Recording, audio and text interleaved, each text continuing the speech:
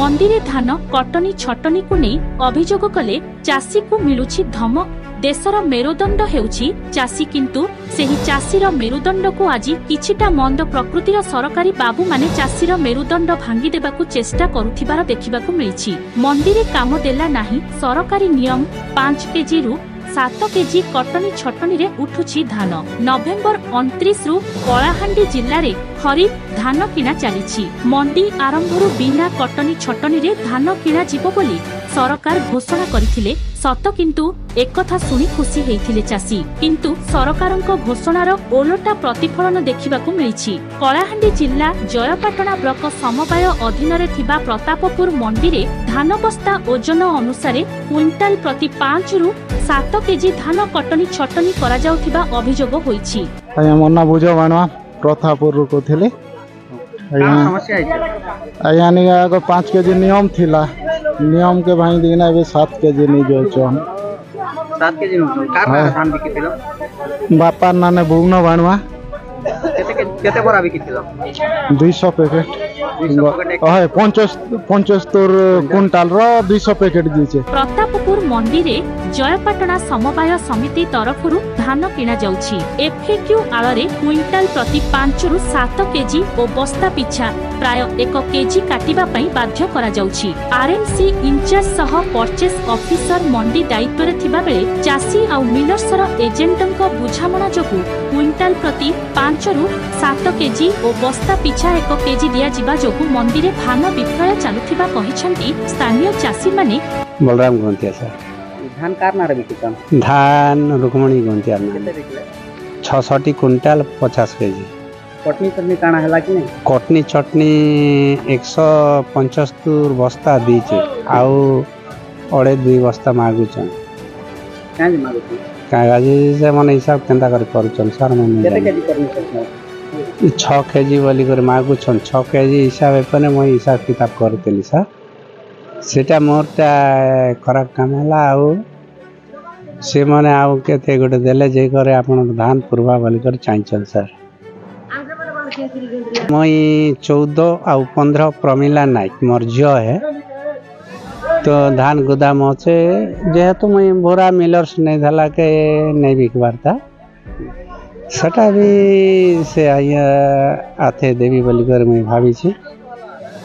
तो सही 6 केजी का कहूँ 6 केजी लगी मुई अनेक किसी ये मंडीर सभापति सेक्रेटरी अनेक किसी के भी कही आरु ये मंडी रे का आज 6 केजी धान बिक्री होचे बोली कर से माने भी मके कथा कही मोर धान डुप्लिकेट तिला ना केनता तिला बोल कर हम 6 केजी देलु।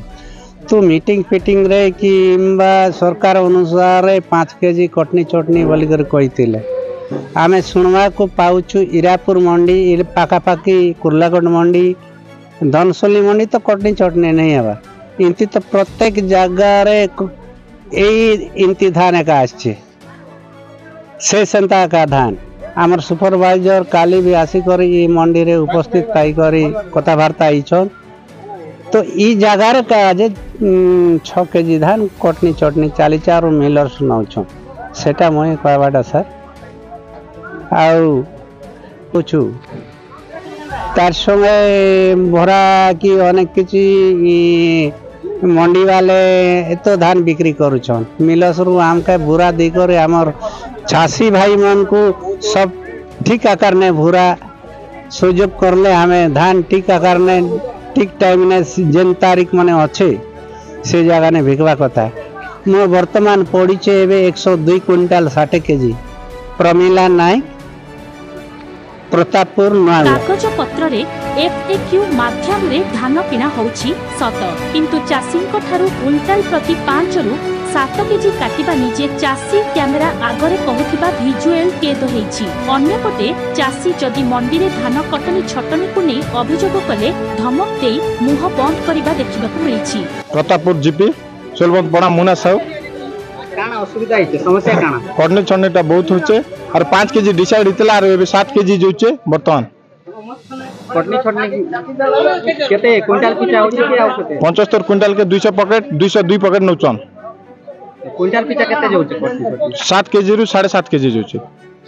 एभली गुंडागिरी सजेई मंडी दायित्व रे थिबा अधिकारी बाबू एबे दियो माने चासी के प्रेशर चाषीको दियो। उपरे अत्याचार करी कटनी छटनी धान को लोकल रे कैमरा on डायरेक्ट करछु, मिलर्स को देई मालामाल हुथिबार सूचना जन महल रे चर्चित होछि। एही परि समस्या जोगु अनेक चाषी स्थानीय व्यापारी पाखरे कम मूल्य रे धान विक्रय करथिबार खबर अनेक थर चर्चार विषय होछि। तथापि मंडीर एजेंट माने कर्णपात करुनाहंती। चाषी मानक धान उपरे कटनी छटानी हेउथिबा खबर प्रसारण होला परे सरकार ओ उपर अधिकारी प्रशासन पक्षरु किभली पदक्षेप नेउछंती ताहा देखिबाकू बाकी रहिला। ब्यूरो रिपोर्ट ग्रामीण एक्सप्रेस लाइव।